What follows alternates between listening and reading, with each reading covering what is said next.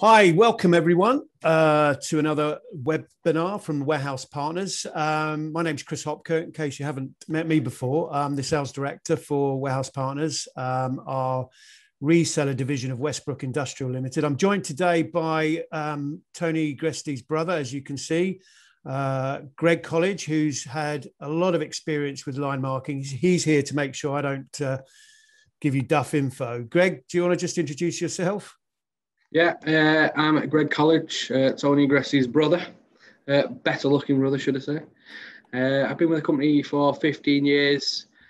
I've been involved in most projects, ranging from line marking, barriers and whatnot. So yeah, I'm here to lend a hand and answer any questions. That's good. Looks like we've been joined by Hayley. Hi, Hayley. How are you? Are you joining the webinar today? Okay, excellent. No, she's not. She's gone. Okay, so Greg, thanks very much for introducing himself. Greg's been very, what's the word I'm looking for? Greg, honest, or what's the word I'm looking for? Greg? I don't know. But Greg has done a lot of work. He started on the tools. He's worked actually on line marking. So what he doesn't know isn't worth knowing, I would suggest. So we rely on Greg for a lot of the work, and the Warehouse Partner customers will know Greg as part of the tech team who go out, give advice with their customers, with themselves. So he's the right man to have on the job. So today we're going to talk about line marking. I will share my screen in a minute, but just to let you know, we are recording this. This will be available on our website under the Knowledge Hub. With the other webinars that we've done, which is labeling, netting, and Palite. We've got another webinar, don't forget, coming up in September after the August holidays. So you'll be able to pick up on that. We have some quick Q&As that you can ask. I would leave that to the end. At the bottom of your screen, you've got a Q&A button. I see we've got two already. I have not. Have you started yet? I cannot see anything. Okay, I'm hit. Right. So hopefully my attendee can hear. Great. Excellent. So everyone can hear. I'm going to crack on. Greg will help me out as I go through and offer his advice as we have at the end of the presentation. As soon as we finish, we'll answer any questions that might come through. So let's rock and roll. Let's get on. I will now share my screen. Okay, let's start off. So line marking solutions are interesting because like everything in life, everyone thinks it's just a bit of paint on the floor, but it's not just that. So the agenda today is going to talk about the types of preparations, and there are a number of different types that we'll probably concentrate on today. There's a few others that we don't concentrate on because we don't think they add value to our customers. The types of paint and resin that you might think about. We'll ask the question, what's the right preparation? What will impact on the choice of line marking? And our line marking selector, which is available on the website as well. And finally, what's a guarantee? Because we do get often asked by customers, can you guarantee this? We prefer to talk about what's called anticipated lifespan. That's what I'll be explaining at some point just near to the end of the presentation. Okay, so moving on. Okay, there are more, but these are the three types of preparations that we would prefer to talk about when we're talking to customers: unprepared, shotblast, and diamond shaving. And I've put in brackets not diamond grind because they're very different processes. We often get told, your price is far more expensive.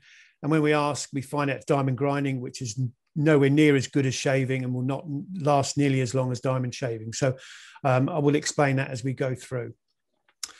So let's start with internal line marking. Unprepared is your most economic preparation, unless you want to put tape down. Mostly unprepared is used where just onto the concrete, there's no real preparation done, although that's strictly not accurate, as we will clean the floor thoroughly to try and get off some contaminants. The concrete isn't altered in any way. But as you can see in that picture, if someone wants lines doing, we do a lot of taping out. So this is where the professionalism comes in terms of making sure the lines are straight, that the paint goes down well, and adheres as much to the floor. Unprepared line marking, there's absolutely no guarantee at all, or even lifespan. It could last a day, it could last 6 months. And actually what we've found is on a very new floor where there's very little contamination, you'll find it actually might stick very well. And we've had situations where we've put paint down in a warehouse which is new, 3 years later, gone on to another area. The new, where we put the paint down on a new area, it's stuck for 3 years. On the other area where it's got contaminated, the paint's come away very quickly. So just got to be aware of that. And all we're doing today is try and give you an awareness. Greg, you could chip in any time in terms of how you feel unprepared. As your experience will say, it's not something that we really can give any lifespan to, is it? No, not really. I mean, an unprepared option really is, a lot of the times you do unprepared when a customer's got an area and not really sure how they want where the pallets to go, where they want the trucks to be parked, where they want the walkways to lead you. So an unprepared system is, it's a great way to put it down on the floor that you don't really need the longevity. You just need to see that system working. And then once you've found, we can remove it easily and we can put it down That was a good point. That was the point I was just about to butt in there. My apologies. But yeah, removing it is easy. So if it's a temporary solution, that's probably the way to go. And a lot of new warehouses start off with temporary. We would hope that they don't, because I think you can guarantee 6 months later it's going to stay down because they haven't got time to put anything else down. So we would try and encourage people to decide what they want to do to start off with. Yeah. Okay, moving on to Shotblast option. Shotblasting is basically a method where we fire small shots onto the concrete, which creates a surface that the resin can adhere to. So it offers us more bonding. The depth is generally a 1 millimeter, is achieved by providing a surface for the paint to key to. So that gives you some longevity, some durability. But again, it will depend on the amount of truck movements you've got on there, how you treat the floor in terms of pallets or stillages dragging along the floor. All these have an impact on the life of line marking, as well as cleaning the floor. I'm just going to show a little video, which, Greg, if you want to comment during it, please do so. This will show you how we prepare a floor for shot blasting. And you'll see another one in terms of diamond shaving coming up not long after.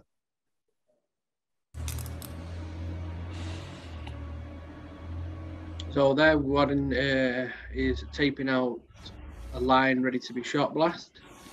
Tape down some none of the shots to get stuck under the tape. This is what is shot blasting. The guy behind is using a magnet to pick up the shot balls, so obviously they don't go everywhere and there's no trip hazard. So we're scraping the edges now, scraping any residue left behind.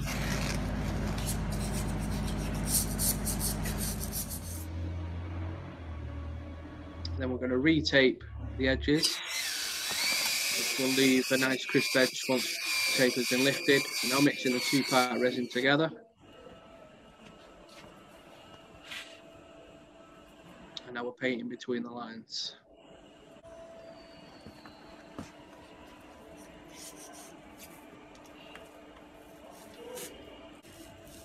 And what you'll see in a minute is we're taking the tape up straight away. This just gives less chance for bleed, for the paint to find its way underneath the tape.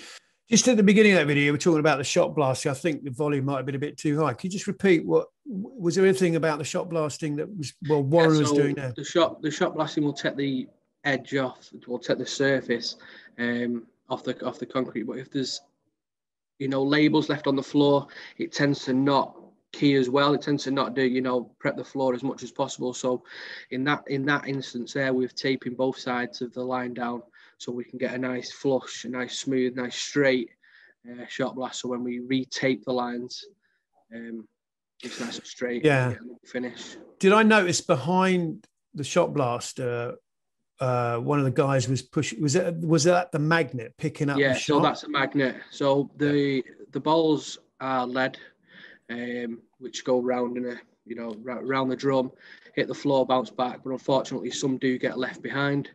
Most of them obviously get caught back in the system and reused and whatnot. So the balls that get left behind to get magneted up. So we'll walk down, just 2 wheels on a unit, walk behind it, and it picks a magnet up. We can drop it and we can put that shot back into the machine. Good. Thanks for that, Greg. So diamond shaving is really the premier preparation as far as warehouse partners are concerned, in that it offers a lot more durability. It's a shaving process. We shave the concrete to between 1 to 4 mil, and then we lay the resin into that almost a groove. So it's very, very flat and level to the concrete surface. So it gets less wear because it's so close. So I'm now going to show you another video. And again, Greg, if you could just comment as you go through. Yeah. So the same process, we're going to tape out the lines, but this time we're going to tape less than 100 mil. So this is a 100 mil line. We're going to tape it around 85 mil line. What'll happen is we'll cut into the tape. Now one is cut in the line.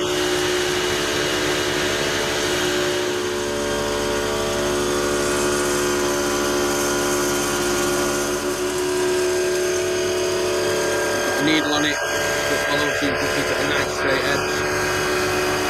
There you can put the hoover has cut most of the dust, most of the debris left behind, but obviously actually is going to be some coming out the back end. So now we're going to, doesn't show it, but they will hoover that. So now here we've cut into the line, so we don't need to remove the tape, and this is the pouring system. So what they'll do, the lads will pour it, they'll let it just settle out and come level. And then what we'll do, we'll push the paint out to the edges, just so everything's covered. And once that's settled and we've took the tape up, paint's flush to the surface. And it's a nice clean finish. Perfect. Thanks for that, Greg. So we're now going to talk a bit about sort of the resins that we use. For Unprepared, we use a very, very strong acrylic called Jotun, which has been used offshore, and it sticks very well. Obviously to steel, but also we found it really uniquely, it sticks very well to concrete. But again, as I said to Unprepared, it can wear very quickly if there's a lot of contamination in the concrete, if you're dragging pallets and a lot of movements of trucks. Shotblast, we generally use the typical resin we use is a 2-part epoxy. Curing times on these can be from 15 to 24 hours, depending on the temperatures of the building. If you want something a bit quicker to cure because your operation needs to get back on site, then we use a polyaspartic, which is a quick curing paint, or UV.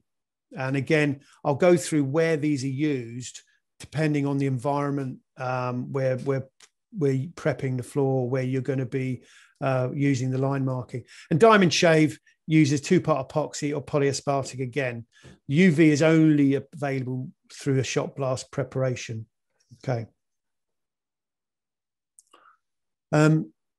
So a question is really, what's the right preparation? What will impact on the choice of line marking? And I think this is where utilizing our expertise, we can advise you and your customers where the best preparation to go. And things have to be considered. And unfortunately, there's always going to be a compromise. So we have to consider the money in terms of how much do you want to spend? What's your budget? The time, when are you going to do it? How much time we're going to have to do this, and the disruption to the operation. Obviously, if it's a 24/7 operation, we're going to have to work around how do we do this line marking while you're still operating, or if you're at nights or at weekends. We can do this, but we just need to know what that is and how much durability do you want. So, it goes without saying, if you come to me and I want the line marking is going to last forever, but I don't want to spend any money, then we might have to compromise somewhere.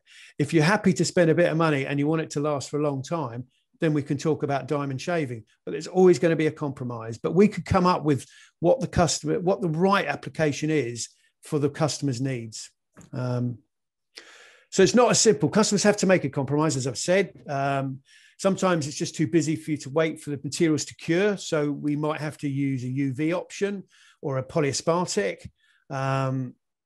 It could be a compromise between speed of completing the job versus the durability of the solution. In other words, diamond shaving is very durable, but you might not have time for us to diamond shave and put a 2-part epoxy paint in there. So we might have to compromise with a Shotblast and a 2-part epoxy. It really depends on the operation. It's not as simple as just throwing a bit of paint on the floor. We've got to talk through what your options are. There's no right or wrong, but unless you have all the information, you can't make an informed decision.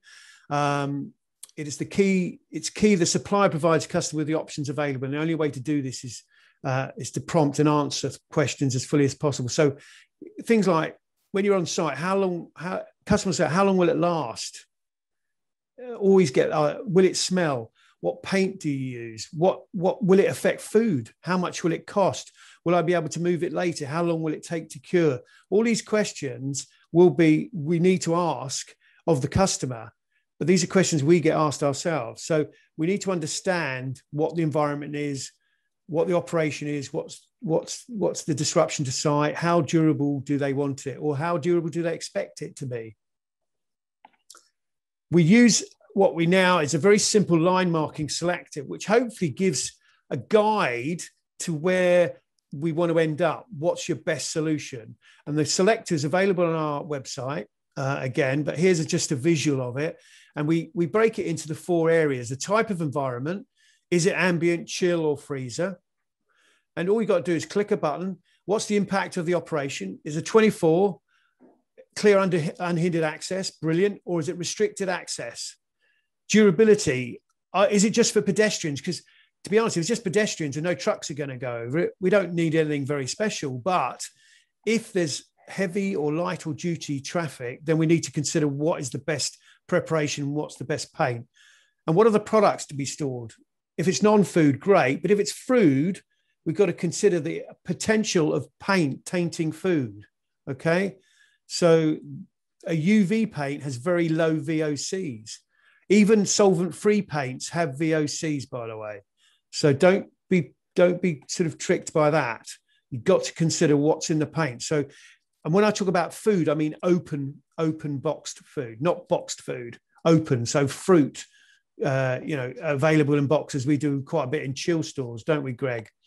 Yeah. People tend to think that it's the smell of the paint that's going to affect the open food, when really it's nothing to actually really got nothing to do with the smells. It's the VOCs within the paint that will taint the food. So just because something, a resin or a paint or whatever you decided to use doesn't smell, it doesn't mean that it's not going to affect the paint, affect the food that's within there.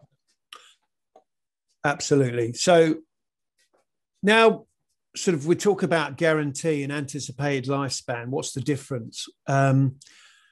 A lot of the time, I'm in sales. I will quote a project, and the customer will come back and go, "Well, you're great, Chris. Quote's fantastic. Price is good, but it always is, isn't it? The competition is saying they'll guarantee this for 3 years. Well, they can't guarantee it. I'll be honest with you, because it's impossible to guarantee against a forklift truck dragging a pallet with a nail over that's going to take up the paint and cut a groove into it. It's not going to guarantee wear over the years because you haven't cleaned the floor and there's a lot of dirt on there, and the tires of the truck are grinding the paint away. What the guarantee is just materials and labor. So anyone who puts a preparation down, it doesn't do it well with the wrong paint, is going to have to redo it. So yeah, we'll guarantee the right preparation, the right paint and the right labor. But what we can't guarantee is it lasting because it's been abused and not been cleaned. What we talk about really is anticipated lifespan. So I think what that means is basically, and I'll just move to the next slide. What that means is that, we're talking about how the preparation is done, how thick the preparation is. In other words, is it just a very light shot blast and a bit of paint put on it? And I know, Greg, you've been to site recently, haven't you, where we've been called in where the paint someone else has done the line mark and the paint's disappeared. What was your experience of that? Yeah, so with, if you're looking at a nice new shiny warehouse that's got a nice power floated floor, the floor tends to be shiny. When we shot blast a line, it becomes almost matte and dull where the preparation has took the shine off. Now, I've been to quite a few sites where, guys have shot blasted it. They've done, hundreds and hundreds of meters in a day with a shot blaster, but they're pushing the shot blaster too fast, which isn't really shot blasting the floor. So you can see the individual shot marks that are hitting the floor, and then around it you can see the shiny, unprepped surface. So they're thinking that this, it's been shot blasted. It has been shot blasted. It's just not a good shot. It's just not a good preparation. So really, you're putting resin onto a 50-50 floor. So basically, what I mean by that is 50% of it's been prepped and 50% hasn't. So it's gonna, that 50% that hasn't been prepped is gonna then affect the whole line. Once that starts coming away, it's just a domino effect. Then it all starts coming out. And that's why we might take 5 days to do a job and someone else might take 2 days. And that's where we talk about anticipated lifespan. So it's understanding what the preparation is, size of the machine, speed of the preparation, how much resin will needed to be applied as well. So it's not cutting corners, it's doing the job properly in the first place. And that's what we call about anticipated lifespan.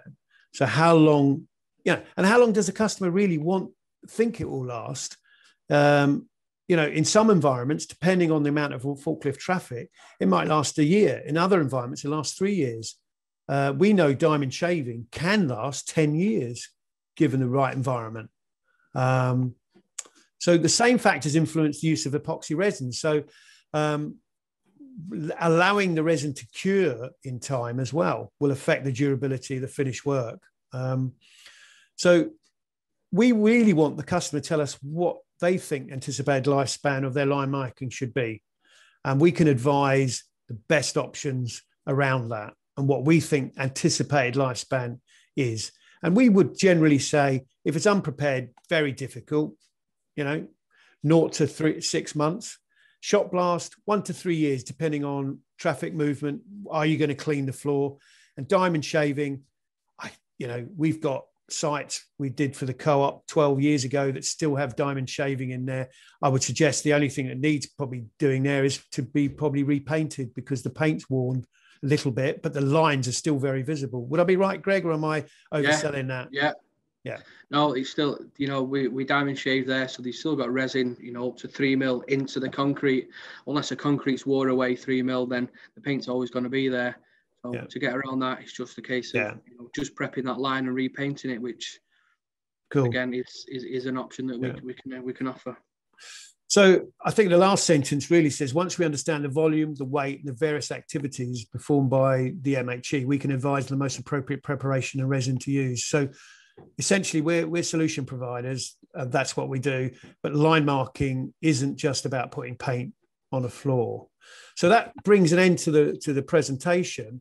What I've got is some Q&As in here. Right. And I might ask for your help, Greg, because, technically I'm not as good as you. Oh, I think I've answered this one. How long does a shot blast preparation last? Well, I've said 1 to 3 years, depending on the movement of traffic. Would that be about right, Greg? Yeah, you're pretty bang on there, to be fair. Okay. What would you use for temporary lines? I think you said at the beginning, very beginning, that if it was a new site and someone wasn't quite sure of the walkways, the layout, then unprepared is a good way. 100%. Yeah. I would suggest that with our facility, we do have the means to design in walkways into new sites well before the racking's design, well, after the racking's design, but well before it's installed. So we can offer good advice on that. What preparation would be best in a freezer? I suspect, Greg, that would be UV. Yes. Probably the only preparation.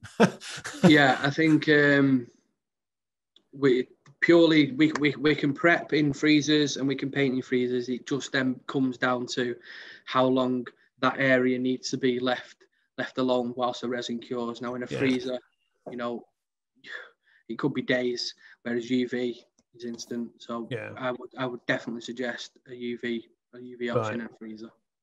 And I think the last question I've got, is there any current legislation outlining what lines are required in a warehouse? Well, strangely enough, you have massive legislation for external lines on roads, but you won't have anything internal. It's all based on risk assessments around what the health and safety officer believes is required to protect people, obviously within the warehouse. So we can advise what we think, but a health and safety manager might want more or might want less. Unfortunately, there isn't really an established guidance on that, apart from experience. And we have quite a lot of experience. Greg has actually got more experience than we get. than I get asked a lot of, is there, you know, standard colours for warehouses, you know, walkways and hatched areas and truck routes and you know, things like that. So I just tend to no, there isn't any sort of industry standard, but it's all down to what you're going to train your staff, basically. If you're going to train your staff to stick to yellow walkways and drive on red truck routes, and you want yellow walkways and red truck routes, but there isn't any sort of legal legislation that says. In some sites, we've replicated the road. We've put dotted lines in for down where forklifts are going. We put walkways with pedestrian signs on it. Stop lines, all that sort of thing. So I think. Here we are from Woolston Alderman. Thanks for a good presentation. Thank you for that. What is your advice for consideration for a new build facility, partly given floor curing, etc.? Some permanent areas may be known, some others subject to moving.